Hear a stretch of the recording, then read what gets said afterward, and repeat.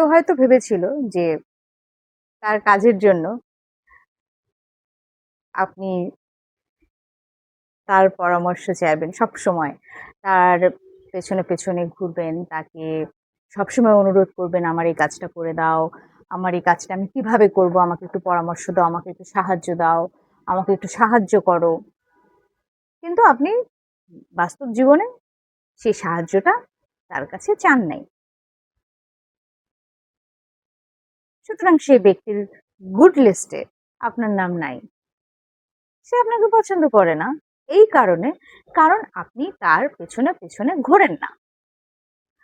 কেউ হয়তো আপনাকে পছন্দ করে না কারণ আপনি শুভঙ্করের ফাঁকিটা ধরে ফেলেছেন তার।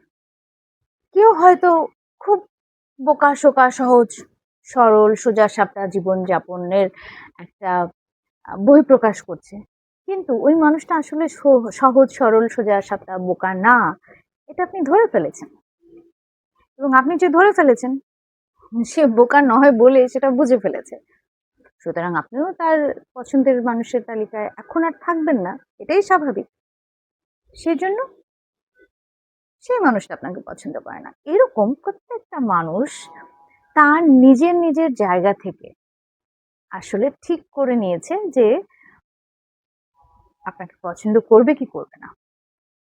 আপনি যদি তার মনের মতো হন আপনাকে পছন্দ করবে, আপনি যদি তার মনের মতো কাজ না করেন তাহলে আপনাকে পছন্দ করবে না, এটাই খুব স্বাভাবিক। এখন প্রশ্ন হচ্ছে সবার মনের মতো হওয়া এটা জরুরি কিনা?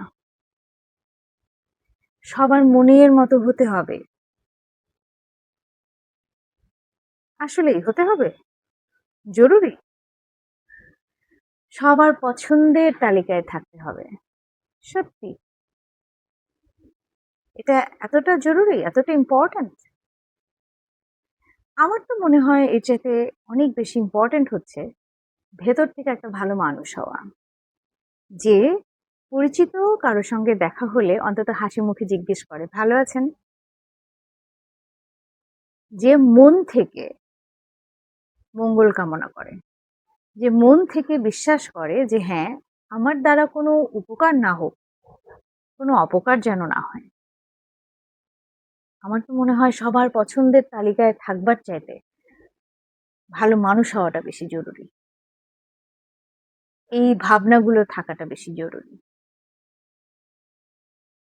তারপরও যদি আফসোস থাকে যে কেন আমি সবার মনের মতো হলাম না, কেন আমাকে কেউ পছন্দ করে না, তাহলে তো বলবো মানব মন বড়ই বিচিত্র।